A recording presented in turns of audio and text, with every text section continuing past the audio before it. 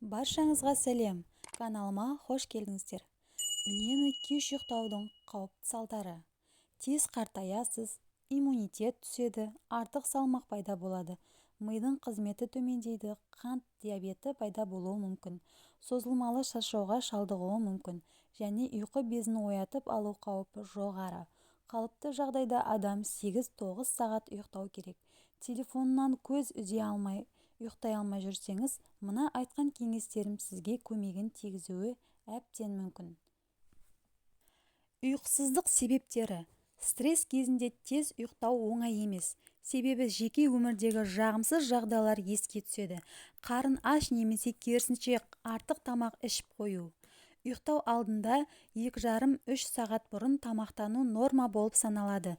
Тамақ ішу тәртібі бұзылғанда ұйқысыздық пайда болады. Төсекке жата салысымен қалай тез ұйықтап кетуге болады? 1 минутта ұйықтау әдісі. 4 секунд бойы мұрныңызбен ақырын тыныс алыңыз. Тынысыңызды 7 секундта тоқтатыңыз. Мұнан кейін 8 секунд бойы ауыз арқылы асықпай деміңізді шығарыңыз. Бұндай әдіс миыңызды тыныштандырады. Сонымен қатар сіздің орталық жүйке жүйеңіз ақырындап тыныштанып, үрей сезімі басылады. Мұндай әдіс үнді йогтарында бірнеше ғасырлардан бері белгілі. Олар мұны толықтай релаксация жету үшін медитация кезінде қолданған. Жарықты сөндіргеннен кейін не істеу керек? Тек жақсы нәрсе туралы ойлаңыз. Тіпті болмаса қойларды санауыңызға болады. Төсекке ыңғайланып жатыңыз. Тынышталып, өзіңізге тезірек ұйықтап кететініңізді айтыңыз. Тез ұйықтау жолдары. Ұйқысыздық кезінде денеңізді бос ұстап, көзіңізді жұмып үстіге көтеріңіз. Тіпті ұйқыңыз келмесе де ми денеге қажетті сигналдарды беріп отырады. Көптеген мамандар мұны тез ұйықтаудың ең нәтижелі тәсілі деп айтады. Арнайы күштердің жауынгерлері осы әдісті қолданады екен.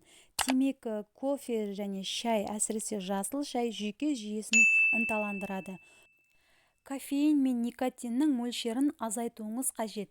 Жылдам ұйықтаудың дәлелденген әдісі 1 стакан суды 1 қасық балмен ішу. Кітап оқыңыз. Бұл ескі бірақ дәлелденген әдіс. Ұялы құрылғылардан оқымаңыз. Бұл көзге және жүйке жүйесіне кері әсер тигізеді.